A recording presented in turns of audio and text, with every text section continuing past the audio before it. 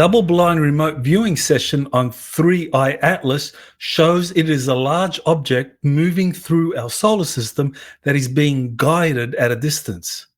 Rear Admiral Tim Gallaudet explains non-disclosure agreements concerning classified programs which describe jail time for the unauthorized release of program secrets. The James Webb Space Telescope is deliberately showing low-resolution images of 3I Atlas to hide the truth of what it is. The US House of Representatives now has also proposed an amendment to the 2026 National Defense Authorization Act that includes the UAP Disclosure Act.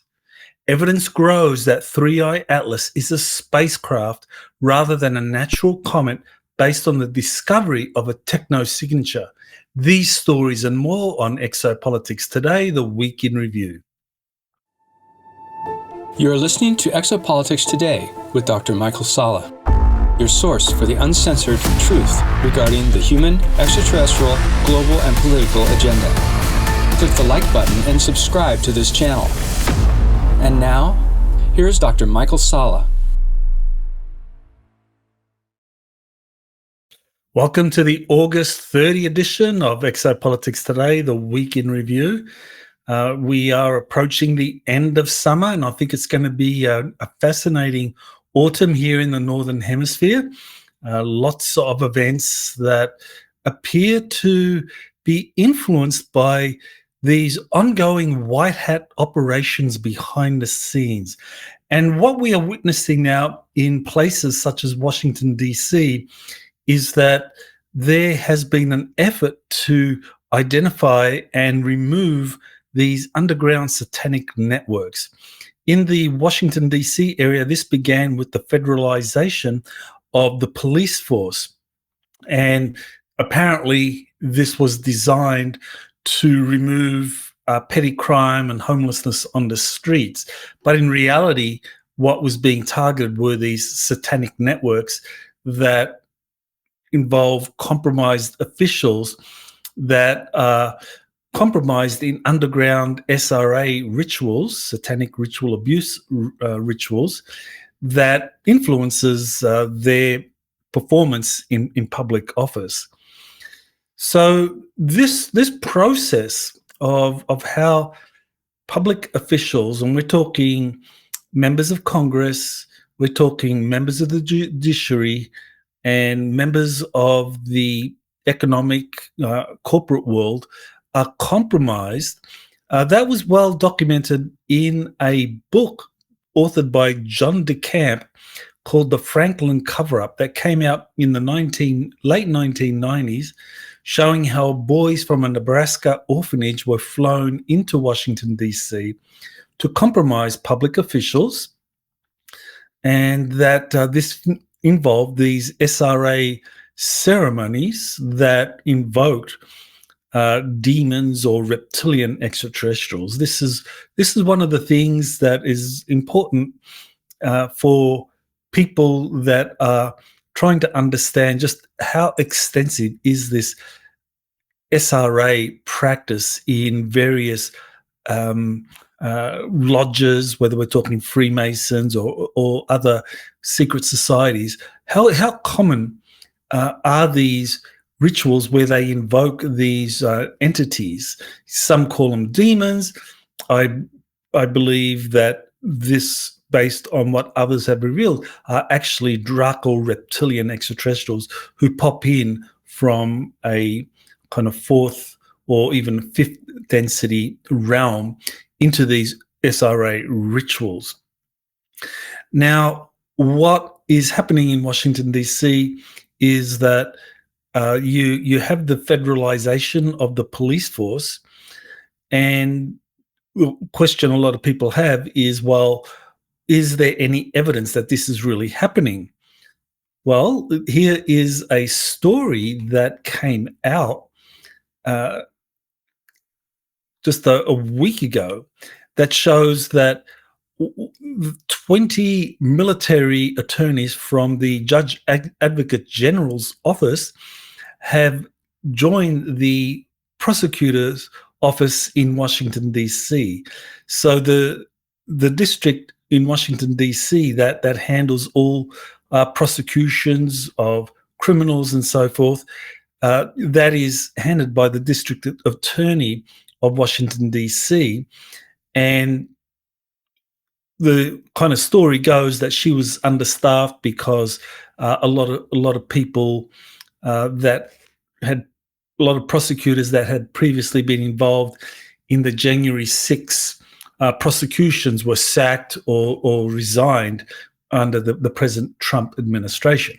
And so apparently the story goes that, well, the office is understaffed, and so they needed these military attorneys to come in. Now, this is where it gets very, very interesting because really, if you are cleaning out these underground networks in the Washington, D.C. area where you have public officials that are being compromised in these rituals run by these secret societies and lodges and so forth, how will people like that be charged? What courts will hear them? And I think the fact that a lot of these SRA ritual abuses compromise public officials, including the judiciary, means that the civil courts have been compromised. So you just can't bring out these officials and say, okay, we're going to prosecute them in the district court and so forth with judges, because a lot of these judges may themselves be targets of the investigation. So the civil courts don't work. And so in such a case, this is where you can actually convene military tribunals. But this is actually one of the justifications for how military tribunals can be invoked when the civil courts don't function.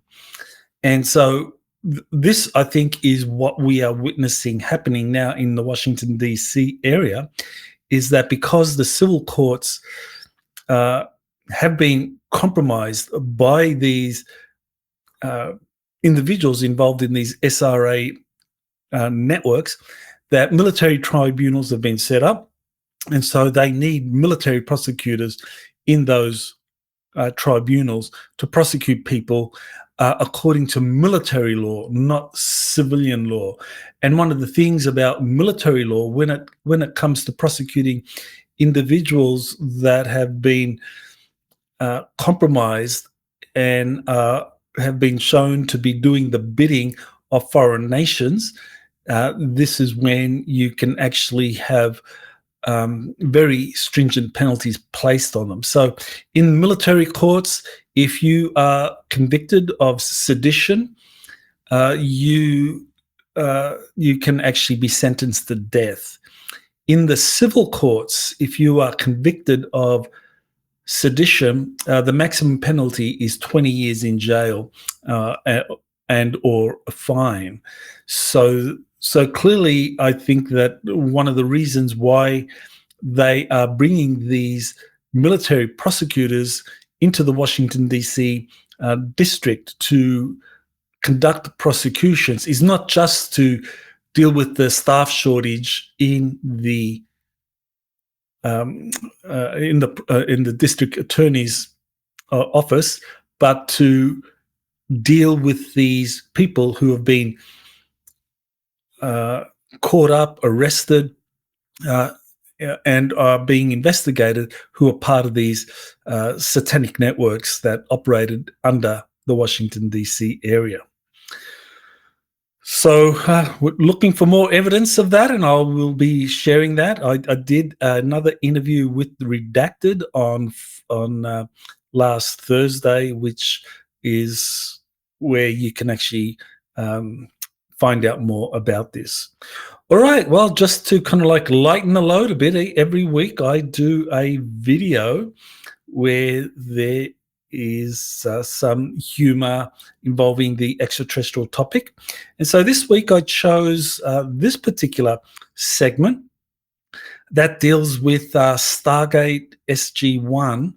And so it's an AI, it's a country parody using AI. Now, unfortunately, because of the music, I cannot play it to you without getting a copyright. But, but what I recommend that you do is just go to the link below. It'll take you to this video. It goes for just under 4 minutes, and it's a lot of fun. If you're a Stargate fan, you'll get a good laugh out of this. It certainly is uh, a lot of fun to watch. So that is the UMA, the exopolitics UMA for this week. So I hope you enjoy that. Unfortunately, as I said, I can't play it now for you. All right, so let's now look at the next story. And so this is the interview I did with George Kavassilas that came out last Monday, Escape from the Cabal, AI and God Matrix into an Organic 5D Earth.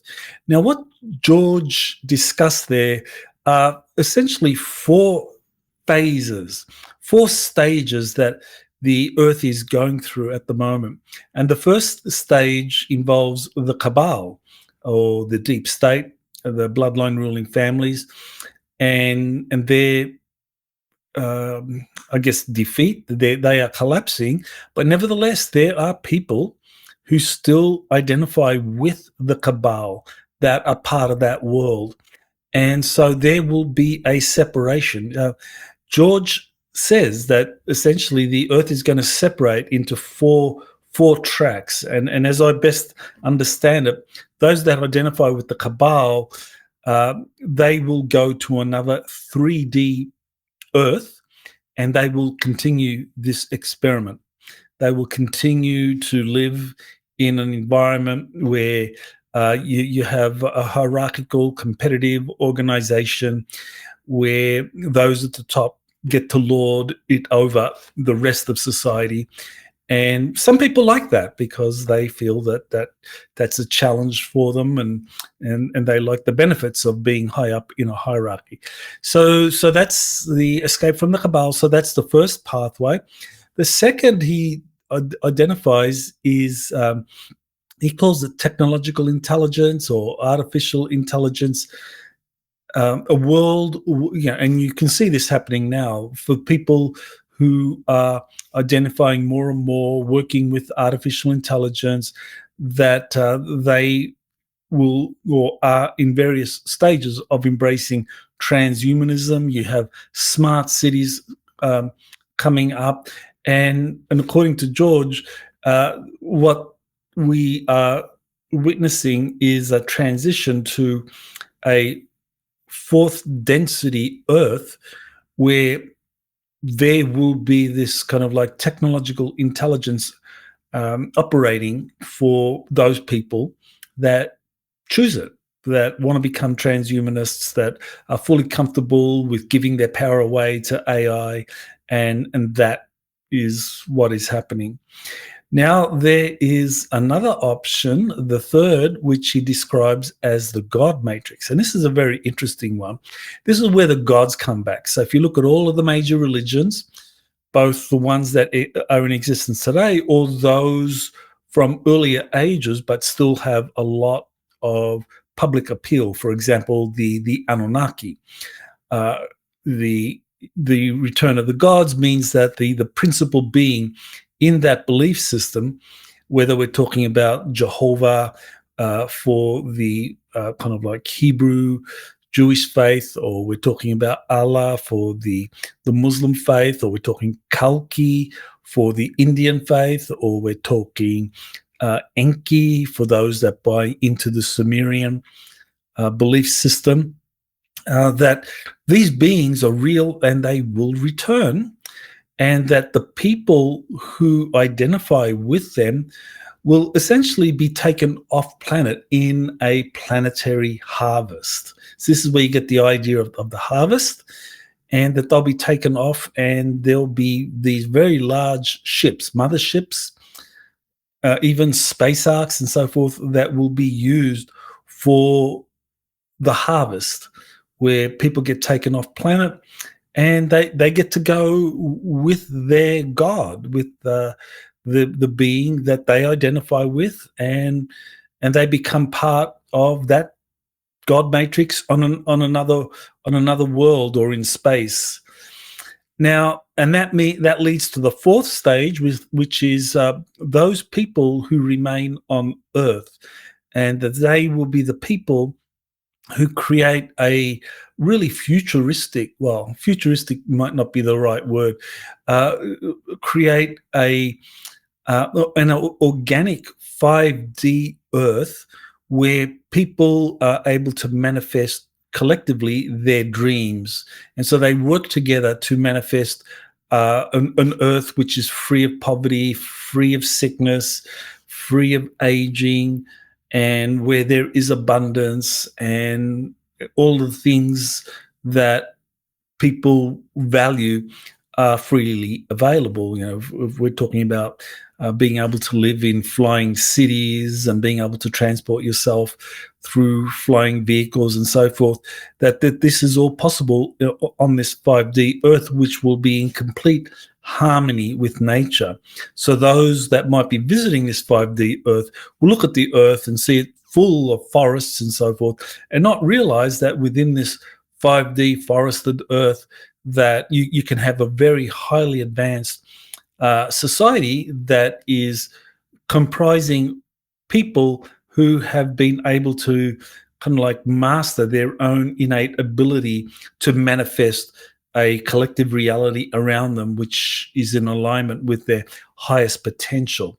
And so, according to George, this means that people who are able to connect with their heart center, with that infinity point within, essentially become creator gods, and you can create this collective reality around you. So very interesting information. People are really resonating with George's information. So if you haven't yet listened to George Kavassilas, then I recommend you do so. He truly has some unique information to share that I think pretty accurately describes the kind of divisions that humanity is going to undergo as a result of the unfolding in these planet-wide events over the next decade or so.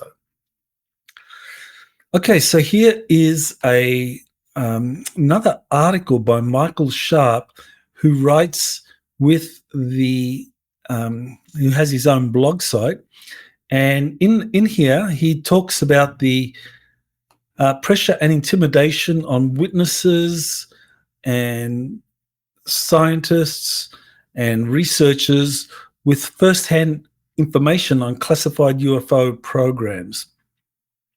So he describes the example of Michael Herrera, whose eyewitness account of an alien reproduction vehicle involved in recruiting psychic children in Indonesia.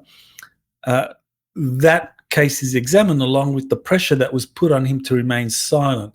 So some people were happy for Herrera to come forward, talk about him seeing some kind of flying saucer craft, but weren't happy with him identifying it as something that had been reverse engineered, something that wasn't alien, but it was reverse engineered because he could see rivets and so forth along the fuselage of this craft. So this is a very good article to get a lot more information about the Michael Herrera's eyewitness account, as well as other researchers and witnesses who are having a lot of pressure placed on them to remain silent. And this apparently is something that is happening right now. There's a lot of intimidation happening behind the scenes, and even there have been cases where whistleblowers or witnesses have been killed, and these are being investigated now. We don't know too much about that other than some of the classic whistleblower cases, such as Phil Schneider, William Cooper, and a few others that are more recent, who died in mysterious circumstances. Okay, so here is a tweet by Dr. John Brandenburg, and he said, be prepared, Three-Eye Atlas may turn towards Earth, triggering an attempted coup by the secret UFO government. Thus, the armed National Guard deployment in DC as a deterrent. This scenario occurs in Morning Star Pass, the collapse of the UFO cover-up, soon to be a major movie. So that's very interesting that there is this book, The Morning Star Pass, and that it describes a scenario very similar to what we are seeing unfold now. So that what that brings to mind is, well, is this a case of predictive programming, that a movie like this, well, actually, it's a book that was authored, and it is going to become a major movie. So is the book and the movie part of this kind of predictive programming, where the Majestic 12 or the secret government is trying to condition humanity so that they can try and pull off something with Three-Eye Atlas turning towards Earth, and therefore that triggering a mass panic. Now, what's interesting is that George Kavassilas, he says that he's in touch with a group of admirals that he calls Jedi admirals, because they got enlightened in deep space and have come back to help the rest of humanity essentially evolve with the final result being that we join the galactic community. And so he says that these admirals told George that Three-Eye Atlas is part of the Solar Warden fleet, that it's actually a stealth craft that is flying through the solar system in the route that Three-Eye Atlas is taking, and that it is going to do things, and course correction is among those things, where it will awaken humanity. So it's very interesting. So you got, on the one hand, this book, the Morning Star book, that depicts a comet coming towards Earth, or an object coming towards Earth and moving, and that triggers an attempted coup by the deep state. Whereas in George's case, the Three-Eye Atlas deviating in its path will actually play a role in awakening humanity. So I guess you could have both happening at the same time, that the deep state is aware that Three-Eye Atlas is part of the Solar Warden program, that it's a craft rather than a natural comet, and that it's going to deviate. And so the deep state may use its legacy media assets to be able to depict any such deviation as something that is suggesting a kind of threat or an alien invasion, whereas George is saying, well, the white hats, they will kind of like co-opt any attempt by the deep state to kind of like misrepresent what Three-Eye Atlas is, and that way people will realize that it's actually not a threat at all, that it's actually friendly. So very, very interesting. The next few months are going to be fascinating as we head into autumn, and we kind of like see Three-Eye Atlas fly closer to Earth than Venus and some of the other major planets. All right, so here is something that was posted by Michael Herrera that I thought was well worth commenting on, and that is, well, he says, everyone needs to understand that it's highly probable that whistleblowers coming forward to the government, and the government is is because it's a way for the deep state to map out whistleblower networks and to compromise them. So what he's talking about here is the creation of the All-Domain Anomaly Resolution Office, which ostensibly is done to give whistleblowers protection so that they can share their stories. But what in fact it's been doing is that, yes, it gets whistleblowers to come in, share their stories, but nothing is done with those stories. The public doesn't learn about them because the Arrow office says, well, there's no evidence supporting these stories. And what it does is that it gives the deep state a way to map out what the whistleblowers are doing, who they're working with, and it allows them to kind of infiltrate these whistleblowers networks in an attempt to essentially compromise them. So that's what Michael Herrera has been warning us, or he's warning us about in this July 20 tweet. But I think what we need to keep in mind is that in addition to the deep state tracking whistleblowers when they come forward, there's also a process whereby the white hats or the positive extraterrestrials track and identify those in the deep state performing such actions in a counterintelligence operation designed to protect whistleblowers. So on the one hand, you got the Arrow office kind of luring whistleblowers to come out, give their testimony, which are then recorded, but nothing is done with them. But it gives the black hats a way to kind of like target the whistleblowers and the networks that they are part of to compromise them in some way. But it also gives the white hats a means of tracking what the deep state is doing and identifying their operatives. So it is, we are truly in the midst of a war between black hats and white hats. And, as I said earlier, Washington, D.C. and other cities in the United States are presently having their underground networks used by the Cabal, used by the deep state, the SRA and other illicit activities, as well as bases and so forth. These are currently being raided. High-level people are being arrested. And so I think there's this process whereby the deep state, the Cabal, has been tracking people and using their resources to kind of interfere with whistleblowers and so forth. But in doing so, it allows the white hats to track the black hats and find out where they're operating from and then raid those bases, or raid those underground systems. So that's very, very interesting. All right, here is a fascinating double-blind remote viewing session on 3i Atlas.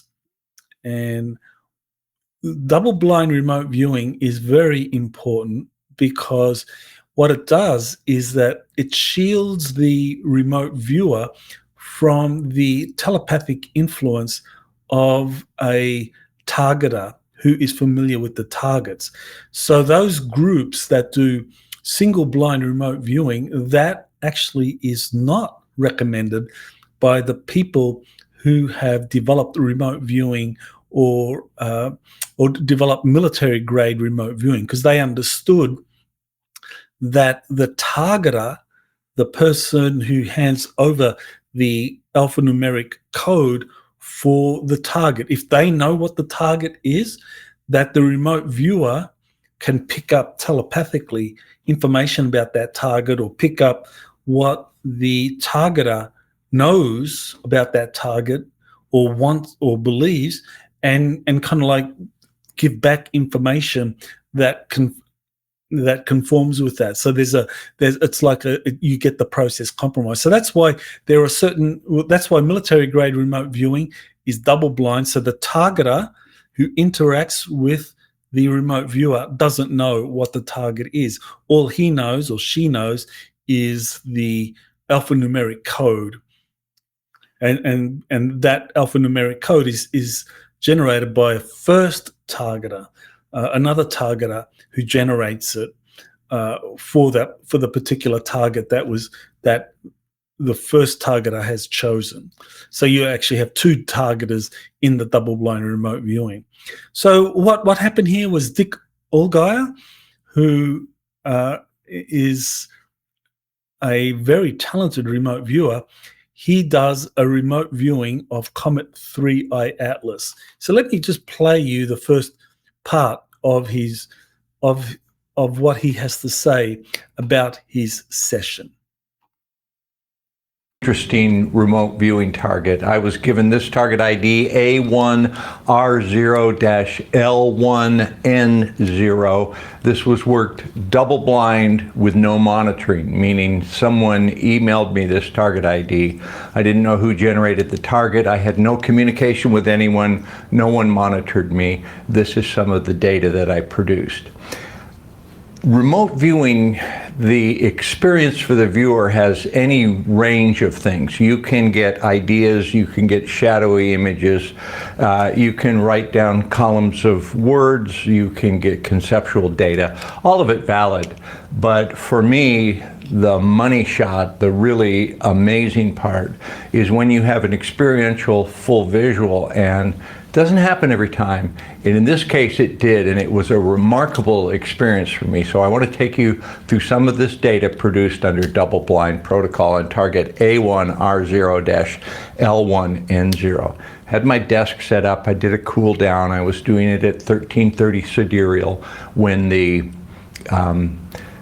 mass of the center of the Milky Way, the noise of the center of the Milky Way, is shielded by the Earth. And it's thought that your psiability is enhanced at that time. And certainly for me on this target, it seemed to work. So the first thing I got when I addressed this target and had... Okay, so the whole segment goes for 6.5 minutes. So I don't want to play the whole thing for you. But you can go to Future Forecasting Group. That's the YouTube channel of Dick Allgaier, where he goes into some of the data of what it was that he saw. And you can see what looks like 3I Atlas, because that's what the target was. And what he said was that 3I Atlas was actually being guided by a craft, a vehicle nearby. So he said it's a comet that was being guided by a stealth spacecraft that was steering it in the direction that it wanted it to go. So that's very interesting, because it suggests that, well, there is an artificial, or there is a spacecraft associated with 3I Atlas, but it's controlling or steering the 3I Atlas in its trajectory. So that kind of like corroborates some of the earlier information I discussed, where 3I Atlas would undergo a course change at some point, and that could either trigger the Black Hats trying to move forward with some kind of martial law or some kind of false flag event, or it could trigger what George Kavassilas was saying, that the White Hats would use this as a means of awakening the public, the world public, that, oh, wow, 3I Atlas is not a comet at all, that it's actually some kind of spacecraft, or it's associated with some kind of spacecraft, which would generate unprecedented public interest in the possibility of extraterrestrial life and spacecraft using exotic technologies and so forth. So I do recommend you watch this video teaser, and it is something that is part of a larger remote viewing project that was examining Comet 3I Atlas, conducted by the Future Forecasting Group. So you can go to their website and watch the full segment, where you have multiple remote viewers sharing their data on this object. Here we have Rear Admiral Tim Gallaudet, who explains standard non-disclosure agreements concerning classified programs which describe jail time for the unauthorized release of program secrets. So let me play you this video segment where we get to hear what he has to say about these non-disclosure agreements and his direct personal knowledge of those, and how they truly do hinder whistleblowers from coming forward. So let's play this. I knew people who touched the legacy program. I know them, and many of them are out already. Eric Davis, Hal Putoff, Jay Stratton was not in the legacy program, but he led the UAP task force. So he's seen a ton of UAP information that's not been declassified. And I trust him. Lou Elizondo, I trust him too. So these have all been in the mix, Carl Nell, and we're all saying the same thing. There's a lot of information that's being withheld from the public. Some of it should be released, and the full story. And what's stopping all this from being released? Like what? It's the classification issues. We're too afraid. What are people scared of?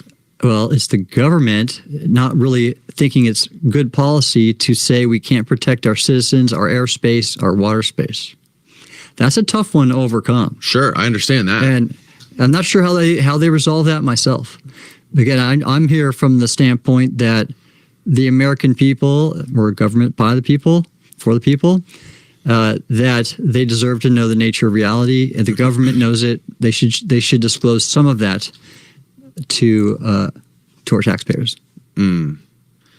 And what is to stop like any of these people who have this top secret information, like from just coming out and saying it? Like what? Like other than losing your career, jail time. You could go to jail. Oh yeah, these are all. But wouldn't that just confirm it? If I came out tomorrow and I was part of some like deep access program. What we're talking about is, and I've signed these myself. You get read into a program, and you have a non-disclosure form that says, I acknowledge that if I divulge any of the information in this program, and it's a prerequisite before getting into the program. So you might not even know you're getting read into a UAP program. It might be, hey, we want to have you know about this because of your responsibilities, and we think you have a need to know. So first, before you get read in, sign this, and it says, I won't do anything, or I can go to jail. Sure. Okay. Yeah, and actually, yes. But the problem with that is in the public's eye, if you do come out and say some crazy stuff that I'm claiming this is true, and then you get thrown into jail, people are going to say, oh my God, it's true. They threw him in jail. Yeah. If it was bullshit, why would they put him in jail? Well, so the good thing here is these, I don't know if they've been passed yet, but maybe I know that Burchett has introduced some whistleblower protection legislation to get around that. So there you have Tim Gallaudet sharing some information about how these non-disclosure agreements operate, whereby before the person is read into the program, they have to sign them, and that it actually explicitly says that there is jail time involved. And what Danny Jones' question of, well, wouldn't the public kind of like side with the whistleblower or make it a big issue once they learned that the whistleblower was jailed because of what they were revealing? Well, I think the important point that needs to be brought out here is that in many cases, the public wouldn't know that this person has been jailed. The public wouldn't be given details of the case. And the legacy media goes along with this because if any editor of a major newspaper gets approached by the national security apparatus and they're told, well, this case deals with national security, we don't want you to write about it, the public wouldn't know. They wouldn't know that whistleblower was jailed. So that's the problem with this. Now, the thing that I wanted to bring out in discussing this is that I've heard from other whistleblowers that when it comes to some of the more sensitive UFO-related programs, when they're read in, they, in addition to being told that they can experience jail time for unauthorized release program secrets, that they can actually be terminated with extreme prejudice. So Phil Schneider, Derek Hennessy, are two whistleblowers that have talked about this. There have been others that have talked about it. Termination with extreme prejudice, that's where someone is essentially assassinated in a really horrible way. I mean, with Phil Schneider, I mean, he was hanged using, I think, chicken wire or something like that in his apartment, and it was made to look like a suicide. But the people who knew Phil Schneider at the time were saying that there's no way he would have done anything like that. That he was really on a mission to reveal what he knew. But he was eliminated with terminated with extreme prejudice. And Derek Hennessy, if you go to my website exopolitics.org and just add the term Derek Hennessy, you'll come up with an article where I discuss. It was about 5 hours of interview time that Lieutenant Colonel Wendell Stevens did with Derek Hennessy, also known as Connor O'Ryan, where he talked about the process of termination with extreme prejudice and how he was actually part of this secret hit team, and that involved some high-level public officials such as Dick Cheney. That's an interesting one right there. That there was, out of the S4 facility at Area 51, there was an assassination unit where these Black SEALs, and we're talking about former Navy SEALs who have had all records of them scrubbed, and they work for the Majestic 12 group, and that they would be used in assassination of people who were a threat to the disclosure process. So Hennessy described how he, for example, traveled to Europe and he assassinated a Green Beret who was disclosing too much information about the UFO extraterrestrial cover-up. And that then he was brought to S4 at Area 51 and just did security work, and that was part of his cool down process. So kind of fascinating information. So we know a lot about how these people who have been leaking information have been terminated with extreme prejudice. So it's much more than just jail time, which is what Tim Gallaudet described, that people who disclose this information, who have signed non-disclosure agreements concerning the most sensitive UFO-related programs, that they also face this termination with extreme prejudice. So here's a summary of the difference between personality cults and true teachers in the UFO movement. It was something I discussed in last week's Week in Review, and I thought that this summary was so important, or that this issue was so important, that I put it on TikTok. So essentially, just as a reminder, is that personality cults are something that, when it comes to the UFO issue, involve someone, a charismatic person who is a contactee or is in communication with extraterrestrials, presenting a lot of information that makes them popular, and they gain the attention of large numbers of people, and they kind of like unconsciously progress from being very humble and open, typically at the beginning, to where they now become like these gurus, or they are now at the center of a personality cult. So in this segment, I actually just go over the information that helps us identify the difference between a personality cult and true teachers in the UFO movement. And just to kind of like cut to the chase, I mean, the personality cult leader will not tolerate dissent. They will not allow people to criticize them because they view it as something indicating disloyalty and something that is confusing to the rest of the followers. And so they eschew anyone or cast out anyone who comes up with a criticism or asks question that really gets people to kind of like ask or question whether or not that that teacher is who he claims to be. And I think that's a really important sign right there, that if anyone is presenting information in the UFO field that's predicated on them being in contact with or communication with extraterrestrials, and if they can't take criticism, if they can't deal with questions, then walk away. I mean, that's really the best thing to do. Walk away, because what you have there is really some of the most telltale signs of a personality cult. Because really, anyone that is truly having contact with extraterrestrials, you would welcome questions and critical questions, especially where you would have to give more detailed information about the contact, and it's kind of like, I think it brings out the best in someone who's genuinely having contact.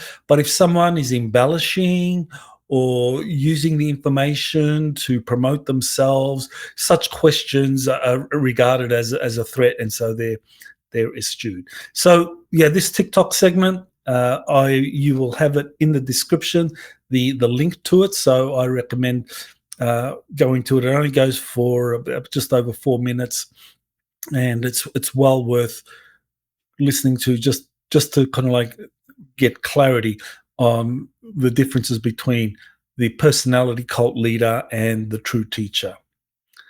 Okay, so here is an announcement from the US Space Force, and it talks about Space Force and 9 allied nations that concluded the Shriver War Games in 2025 recently, a 2-week exercise focused on space strategy, future tech assessment, and international collaboration. So these nations, they involved the Five Eyes countries, that is Canada, United States, Britain, Australia, and New Zealand, along with France, Germany, and also 2 other states that were an observing capacity, which is Italy and Norway.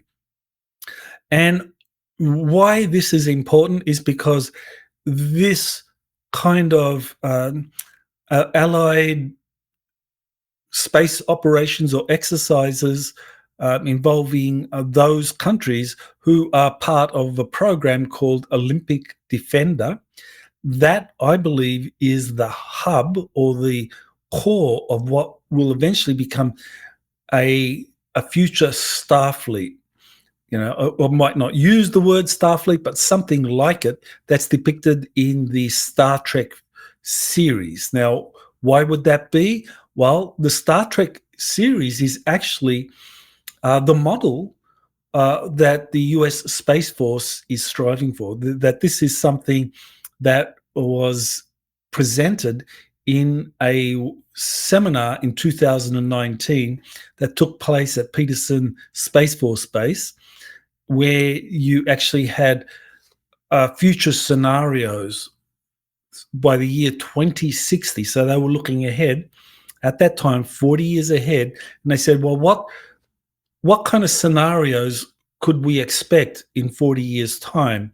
And they came up with 4 scenarios where the United States would be dominant in space, and 3 other scenarios where China would be dominant in space. And the most optimal scenario for the US in terms of the future was, they called it a Star Trek future. And so that is what Space Force is striving for, a Star Trek future. And I actually wrote a book about this called Space Force and Our Star Trek Future. So definitely, if you want to get more details about that, you can go to my book, Space Force and a Star Trek Future. Okay, here's my interview with JP. It's an update. Now, for those that do not know who JP is, he is former US Army. He served for 4 years in the US Army, and he served out of Eglin Air Force Base, which is very curious for people. Why would an Army serviceman operate out of Eglin Air Force Base? Well, one of the reasons was that JP was participating in covert space missions that were part of the secret space program run by Space Command and Space Force. And that in his missions, he got to be taken off-world, and he was taken also into the interior of the planet, where he got to meet a variety of beings. So in this update, so update 49, he met with a Nordic interdimensional angel. And the interesting thing, when JP says he began talking to this Nordic, he asked him, well, where do you come from? And the Nordic said he came from the past, the future, and the present, and that he could move freely through space and time. And that's very interesting. And he had a kind of spacecraft further away in the woods that facilitated that kind of travel. And he said that he and others have been guiding humanity through the ages and were considered to be angels in ancient civilizations. So that's why I came up with that title, Meeting a Nordic Interdimensional Angel. And this raises very interesting questions about these Nordic extraterrestrials, that they're not necessarily from other planets, such as the Pleiades, nor are they necessarily from the inner Earth, which we might think may be the case for some of these beings. And JP has met Nordics from the inner Earth, that there are these Nordics that operate through time, and that they move freely through time, and they don't identify with any one place or any one time. So you can understand now why, if you ask them, where are you from, they might say, I'm from the past, future, and present, that there is no one time, that they just go back and forth. So, we could infer from that these are very highly evolved beings. Angels certainly is one way of describing such highly evolved beings. Another one is Elohim. And so this then takes us into the realm of religion, and especially texts that describe these kinds of angels or Elohim that could move through space and time and interact with believers. So very fascinating update there. And JP said that he felt very positive energies coming from this Nordic, who told JP that there were others that looked like him, but that they were working for the dark side. So right there, you have fallen angels, or what some might call synthetic Nordics, Nordic hybrids controlled by reptilians or controlled by AI. I mean, there could be a number of scenarios, and that what JP learned from this experience was that you need to be able to discern the difference between these kind of righteous angels and the fallen angels. And that, interestingly, is what happened in the book of Enoch, that you have this war between fallen angels and righteous angels. And of course, many in the religious community take the book of Enoch as just being metaphor, that this was a spiritual warfare. It had nothing to do with real life physical events. But in fact, there are authors that describe the book of Enoch as actually having a lot to do with physical beings, both fallen angels and righteous angels.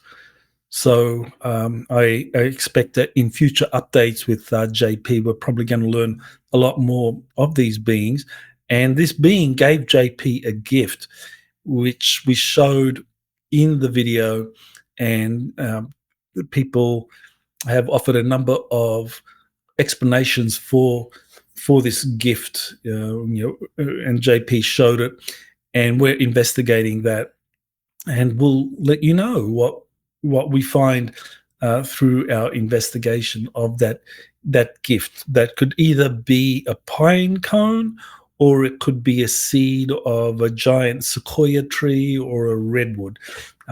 People have offered both of those explanations, and we are exploring which one is the case. All right, so that's JP's update 49. Here is someone who has been very active in studying crop circles for well over a decade. He's a scientist, and he has looked at some of the data concerning the Three-Eye Atlas, and he looked at some of the imagery that was issued by the James Webb Space Telescope, that the first telescope that caught the Three-Eye Atlas, that telescope had less power than the James Webb Space Telescope, but that the James Webb Space Telescope's image had much worse resolution.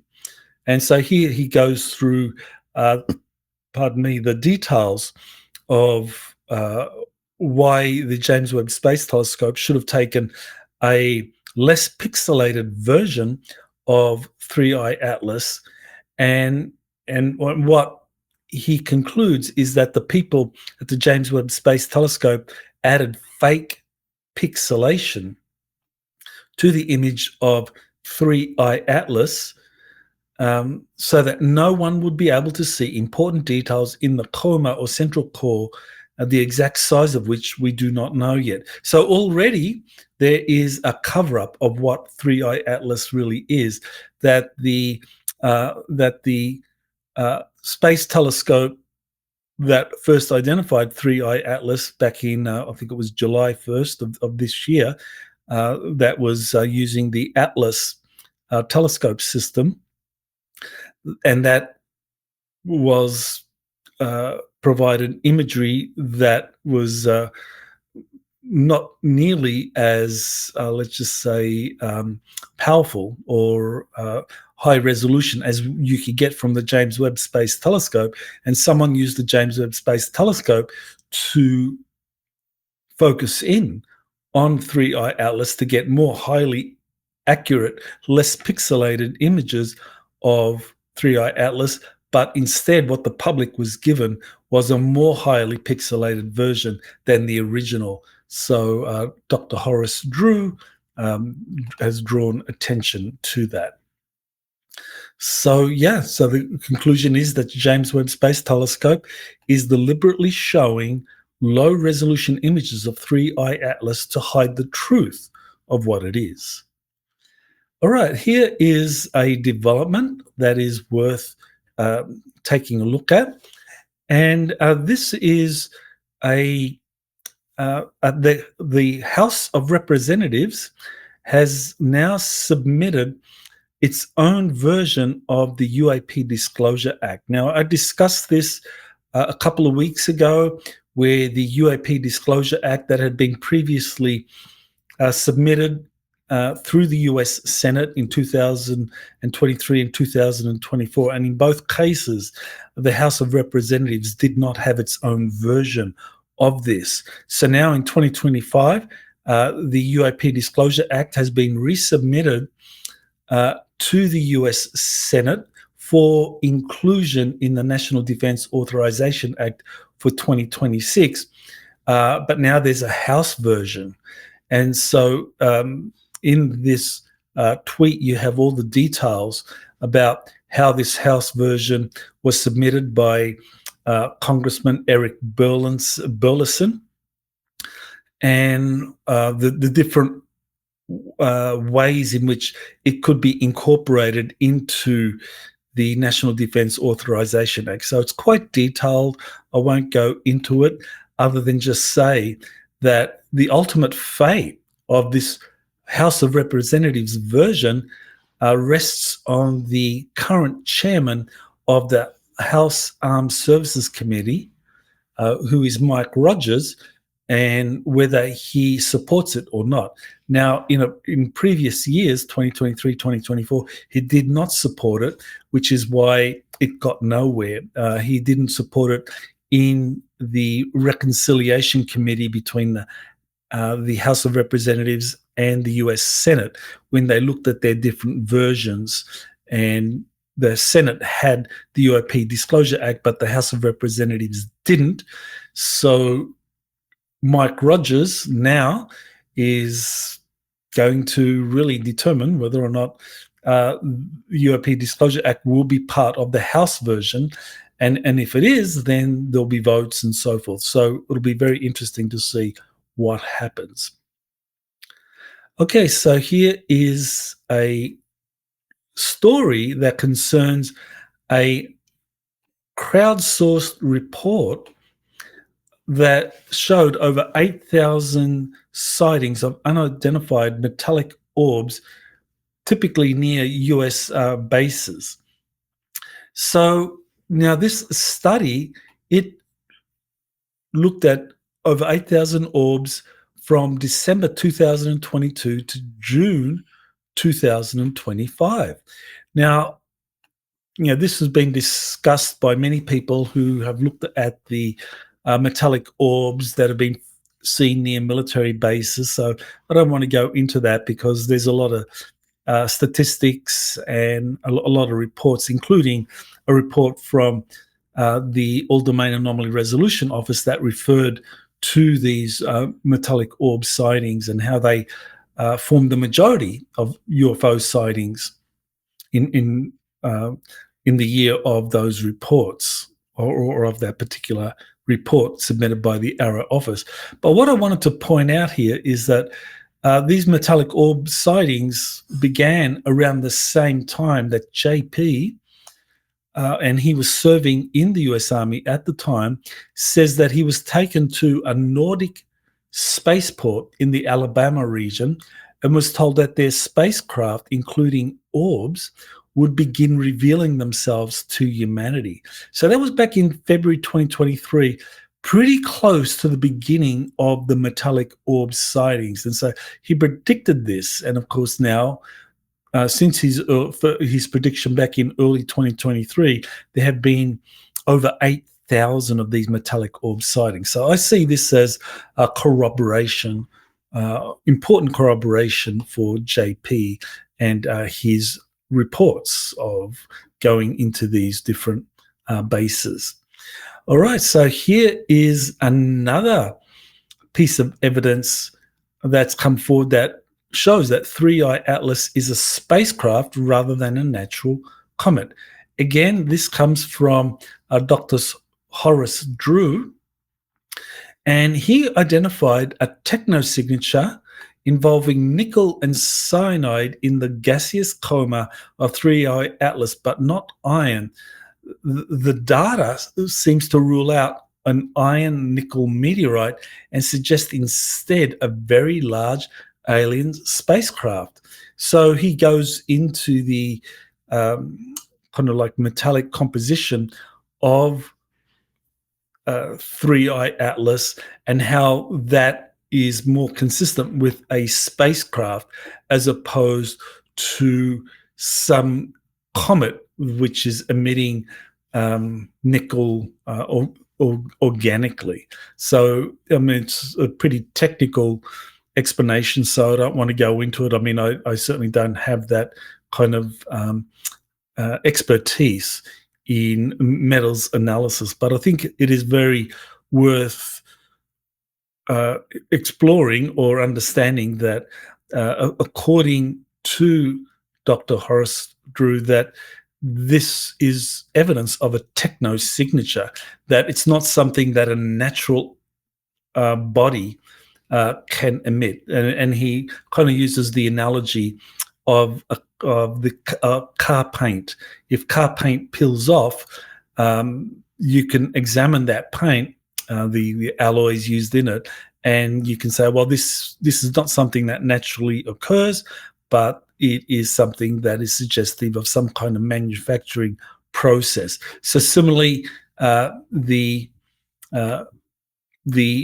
analysis of the gases and so forth being emitted from 3I Atlas point to it being a spacecraft rather than a natural comet. So I think the next few months are going to be really fascinating as far as 3I Atlas is concerned, in terms of, is it going to undergo a course correction, and if so, how will that impact humanity? What's going to happen as it kind of like approaches the Earth later in the year? I believe it's October and so forth. We'll find out. Well, this brings me to the final thing I want to discuss today, which is the webinar that I'm going to be conducting in September. And this webinar concerns the collapse of the deep state and us entering into the galactic community. Because, as I mentioned earlier with my story concerning the raids or the federalization of police in the Washington, D.C. area. And Jazz, can you put up the banner, please? Thank you. And so what that suggests is that there is a cleanup operation happening in the Washington, D.C. area. And similar things are happening in other major cities of the United States and around the world, that the White Hats, the Earth Alliance, comprising both military leaders and also positive extraterrestrials who are working together to go into these underground facilities. Some of them are more than 10 miles deep, and they are being identified and cleaned out. So basically the bases used by the deep state to hide and conduct its worldwide operations are being identified, raided, and cleaned out. And that the individuals that have been running these deep state programs are being arrested, they're being put into special tribunals. And this is the process that we are witnessing right now. And what that suggests is that the deep state is in a process of collapse, that what we are witnessing right now with 3I Atlas may well be the final card that will be played by the deep state, which is the fake alien invasion card. So in this upcoming webinar, I will be joined by two special panelists, James Gallaudet, who has been a contactee for over 40 years. He's been photographing craft for decades at his SETI retreat in Mount Adams. And also Laura Eisenhower, the great-granddaughter of President Eisenhower, who is really carrying on the work of the former president in terms of helping the American public learn about the existence of extraterrestrial life and how this was kind of co-opted by the deep state. Think of Eisenhower's famous farewell address warning about the dangers of the military-industrial congressional complex. And so Laura is very familiar with that. And then finally, there'll be a Q&A. So the whole thing will run for close to 5 hours. And it is well worth attending.